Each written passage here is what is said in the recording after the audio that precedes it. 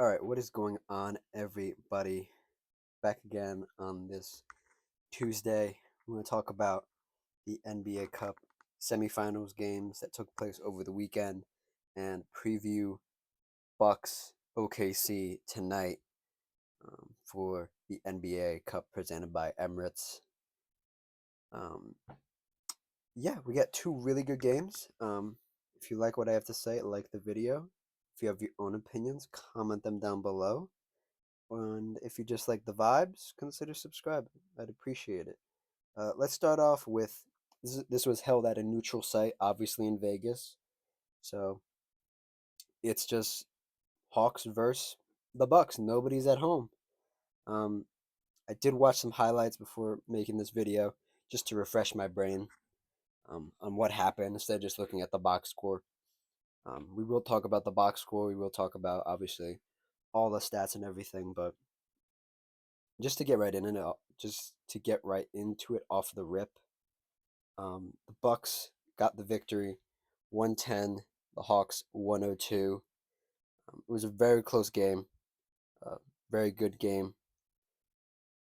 Um, and yeah, I was watching this game, and I rewatched the highlights, and I really like when the Bucks play like this. I love their offense. The offense is super smooth, super clean. Um, when Torian Prince makes 2 out of 7 threes, you want a bit more from him. Brook Lopez made 2 of 5 threes. Damian Lillard made 5 of 14. Jackson Jr. made 1 of 1. Giannis did not take a three. The team did not shoot as well, even on the bench. But the attempts they did have were good looks. They were open looks. Um, and I like Giannis as a distributor. And I think in this offense, in these types of games, not just by the numbers, but visually, Giannis is a better passer than Dame. Giannis' stat line was almost a triple double. He was 1 assist shy, 32 points, 14 rebounds, 9 assists, 10 of 15. Made some mid range jumpers too. It's great to see that from him. And the way he just commands attention near the basket makes it so much easier for him to distribute out to the three, um, throw it under, throw it over to another big coming down the lane on a fast break. It is just incredible. Um, Not to say this is his best passing game, but this is like I think this is the most like complete it's ever looked. Like it didn't his passes didn't look sloppy. They looked on point. They were great. And to Dame's I don't want to say discredit almost. Dame had 25, 6 rebounds, 7 assists, 5 of 14 from three. Like I said, an 8 for 21. Not his best game. I just I just don't like what Dame did make some big shots. I want to make that very clear. He made some big shots. He had some great moments. He showed up when you needed him the most, and I think that's what the Bucks really wanted when acquiring him last year, to take some of that load off Giannis and to bring a different scoring dynamic outside of Chris Middleton, who did come off the bench again the other night. But Dame is just so hit or miss these days, and I don't want to say it's because of age or because like the league has kind of figured him out. He's been doing it a long time. They probably would have figured it out a long time ago. But it just seems like the decline is happening, and for the Bucks' sake, I hope they can win this NBA Cup, um, so they can put something on the shelf and see like we came together as a team for 2 games, a win or lose situation, and we did it, and we played the way we wanted to play, and we won. I think that'd be great. Um, just going to the bench real quick for the Bucks. 10 points for Bobby Portis. Had some great moments. Um, Great defensive moments as well. Um, Chris Middleton. I'm gonna maintain the fact that for me personally, Chris Middleton is washed. I the double ankle surgery in the off season, the timetable of him coming back. I know he has to still get into shape and everything, but I don't, I don't think it's. I don't think Chris Middleton's coming back. I think he's just this is who he's gonna be from now on. He's a 10 to 12 point scorer. He does a little bit, assist the ball, rebounds. His shooting is god awful. He shot 1 for 3 from three, 1 for 3, 1 for 5 from three, and 2 for 7 overall. I just think the team has moved past him. They've replaced him in the starting lineup. I think Torian Prince at this point is better. His defense is better. Andre Jackson Jr. is just a young spark plug who just sits in the corner and makes his threes, even though he only made one. Um, and I just think it's and you have Gary Trent off the bench too, and you have Pat Connaughton who got a DNP. You have Beauchamp who didn't play coach's decision, but yeah, I think this team has just moved past Chris Middleton. I think he's just there to hopefully one game in the playoffs he comes back to All Star Chris Middleton. And it's a great story, but I think it's over for Chris. I think he's just a role player now, and there's nothing wrong with that. But moving on to the Hawks, who lost. Um, let's see what we got here. You got Trey Young with 35 and 10. He was I'll say this. There was a clip floating around, and when I saw it on the TV live, I was like, I know this is gonna get clipped. There was a clip of him running around, just defending his ass off. It was crazy to see. I had never seen Trey Young act like that before. It was it was funny, but it was commendable as well. To see him try like that. Um, 35 points, 10 assists, 7 rebounds. Pretty good rebounding game. I didn't even know he had 7 rebounds. 3 for 5 from three, 9 for 18 overall. Um, you had two other people in double digits, Jalen Johnson and Dyson Daniels, uh, both in the low teens, high teens. Didn't shoot the ball. Neither of them shot the ball the best. Clint Capella, 6 points. Zachary Richachet, the rookie, 2 points. And then you have DeAndre Hunter off the bench with 15. Bogdanovich off the bench with 10. And you really didn't get anything else. I mean, I don't even know if Larry Nance injured. I don't know. Larry Nance got a DMP. I would have played him. I think he probably would have been good in this game. But yeah, I don't know what to think about the Hawks. The Hawks are so confusing for me because at times they look really good and they look really fun, and then once the fun factor and like that wears off, it's like can they compete with? By compete, I mean can they win a round of the playoffs, a round or two of the playoffs? I don't know. I really don't know because they are still so young and they're just in this weird space where you have Zachary Richachet, the rookie, who you want to play so he gets the experience. But you also have guys like Trey Young, Clint Capella, DeAndre Hunter, Bogdanovich, Dyson Daniels, who've been around a little bit and want to compete. And, obviously you have younger players like Okongwu and Jalen Johnson who are sort of um, younger but have been in the league a little bit. And you kind of have to pick and choose. I'm happy I'm not going Schneider, going Snyder because the Hawks coach because I wouldn't know what to do. Because if I want to compete, I'm not starting Zachary Recess. So you're gonna go sit on the bench. You know what I mean? Because we're trying to win this thing. You played 17 minutes. You played the second least amount of minutes, but you started and you shot the ball terribly, and you didn't assist and you didn't rebound. You were just out there doing a whole lot of cardio. But I get it. You have to kind of start them. But it's a weird place to be. They are a fun team. They are a competitive team. Obviously, they only lost by 8 points, so they have to be competitive. But this was a night again where the Bucks didn't shoot the three the best, and they still kicked your butt. Going to some team stats real quick. Let's see here. Let's see. Similar field goal, 3-point attempts. The Bucks took way more, but they only made four more than the Hawks at 14, and the Hawks had 10. 3-point percentage. Hawks had a better 3-point percentage because they took less. Um, Free throws, both teams were abysmal in the 60s.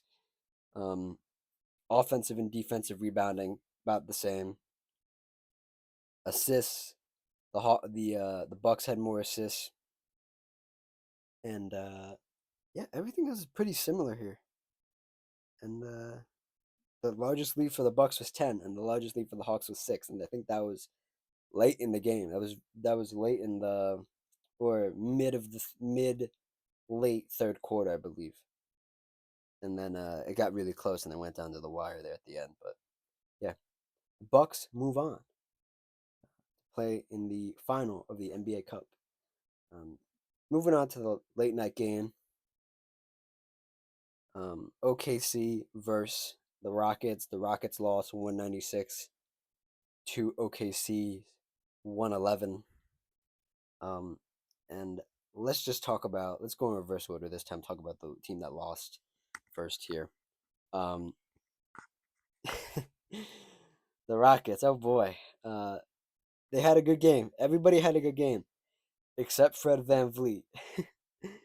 And oh brother, that guy stunk it up. He stunk it up in Vegas. He had 8 points. He played 42 minutes. He had 3 for 15 field goal and 1 for 11 three, 9 rebounds and 7 assists. That's just an absolute bomb. That's just an absolute. Oh wow, I did not expect that from Fred VanVleet. Um, but the young guys, Jabari Smith Jr., Alperen Şengün, Jalen Green, all 10 plus points. 14 for Jabari Smith, 13 for Şengün, 12 for Jalen Green. They all took respectable amount of threes. I mean, Jalen was 1 for 8 from three, 5 for 14 overall. That's a bit of a stinker too. Not the best look. Şengün 6 for 16, and Jabari Smith 3 for 8. This is field goal, and 2 for 4 from three. Man, oh man, the bench did pretty good. Ahmed Thompson was the highlight of the game for me personally. Had some great dunks, had some great hustle plays, had some great high IQ plays. He poked the ball out from behind. It was either who was it? Was it? I think it was Dort or Shea. Just poked the ball out from behind when off a rebound. Um, they were trying to go the other way, and Ahmed just ticked it out. Um, he's a real gamer, Ahmed Thompson. I like both of the Thompson twins. Um, but Ahmed is definitely on the best track right now, and he was the highlight of this game. He was the team's highest leading scorer. Wow, yeah, he was. Damn, and I the Rockets just got outworked. There's like there's always the saying. There's levels to this, and the levels are, oh, the Rockets really hustle, and then you look at a team like OKC and you're like, no, that's a team that really hustles. That's a team that, wow, amazing, right? Amazing. Let's go to them next. They had 3 people, almost 4 people, plus 20 points. Jalen Williams, J Dub, 20 points, 5 rebounds, 5 assists. Isaiah Hartenstein, 21 points, 8 rebounds. Shai Gilgeous-Alexander, 32 points, 8 rebounds. Lou Dort, 19, 9 rebounds. And they didn't need anything else. I mean, nobody else was in double digits after that. Kason Wallace was in single digits, and the rest of the bench was in single digits too. But man, did they play their ass off? They really did. Um, Isaiah Hartenstein working the offense at the top by the top of the key in the paint. Um, Great stuff. I mean, they didn't shoot the best, but they got in the paint. They did what they needed to do down there. Um, and they just had a real I wouldn't say even like quote unquote old school game where they just got in the mid range and got in the paint. It was just a good game for them moving the ball and getting it to the right guy who was hot that quarter or that moment. You know, and Shea struggled. He was 8 for 12, 8 for 21, 2 for 6, but he turned it on a little bit towards the end of the game and he got to 32. Um, and yeah, just a really good game. Really good game for OKC. They're the real deal. You don't need me to tell you that if you've been tuned into the NBA. You don't need me to tell you that. They're the real deal. Just going through their stats. They led besides it looks like offensive rebounds.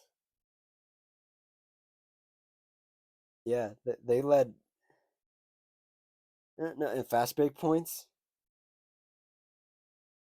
right? Fast break points? Yeah, in fast break points and slightly points in the paint. They led in every other category. Every other category they led in. They even had one less foul than the Rockets. Um,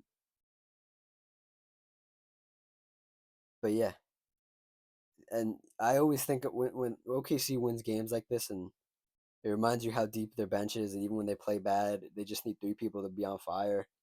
Um, I like to think they're doing all this stuff without Chet Holmgren.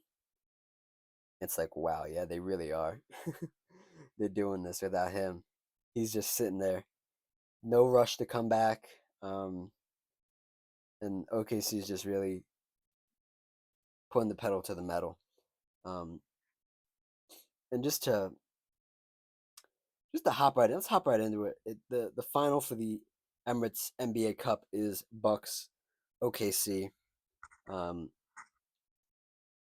like I said previously, I think the I think it'd be good for the Bucks to win.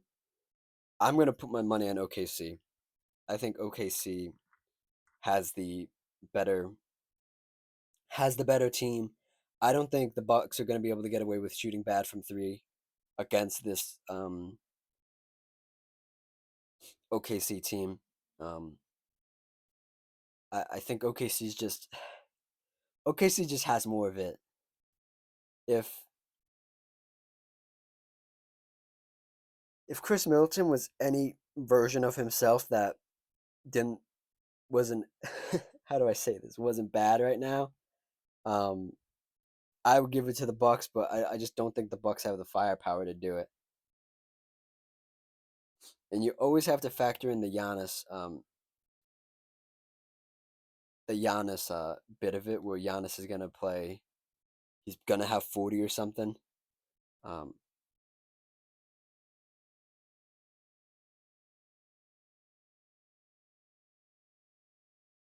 I just think I I don't think a Giannis 40 piece is gonna do it this game. I just don't think that. Dame is gonna need to have 30 and Giannis is gonna need to have 40. That's what I think.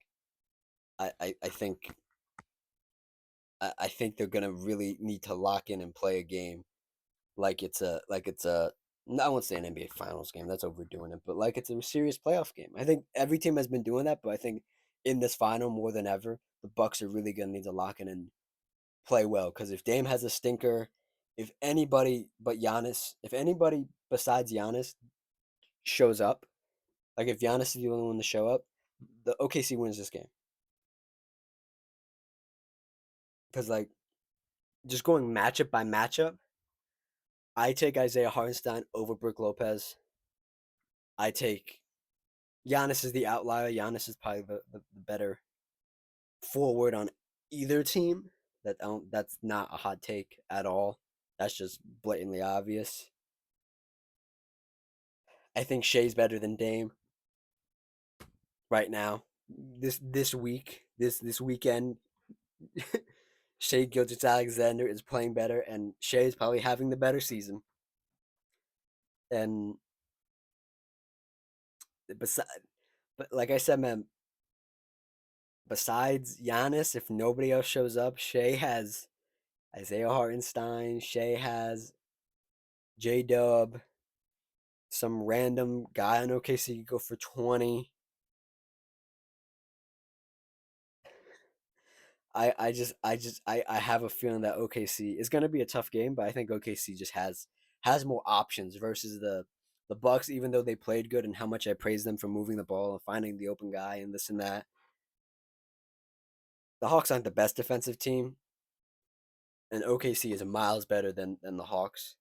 They're gonna pick those passes. They're gonna strip you in the lane. They're gonna do all this stuff that's just annoying, and I think they have the better firepower. Um, Yeah, and I'm looking at the betting odds here. Um, Shout out DraftKings. It'd be cool if you sponsored me. Um, um, the percentages right now are OKC at 70% and the Milwaukee Bucks at 30. So the vast majority of people agree with me. I don't think what I'm saying is crazy. Um, but yeah, that's the percentage of where people are putting their money. And I mean, if you put money on the Bucks, you're gonna make a lot of money back.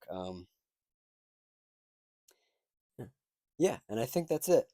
We're gonna cover at some point tomorrow this this game tonight, Bucks OKC, should be a good one. And yeah, I think that's it. And we'll do that, and there'll be more videos and all this stuff. I'm rambling. Thank you for watching. Again, if you like the video, like what I have to say, hit the thumbs up button. If you have your own opinions, comment them down below. And if you just like the vibes, consider subscribing. Um, Cheers.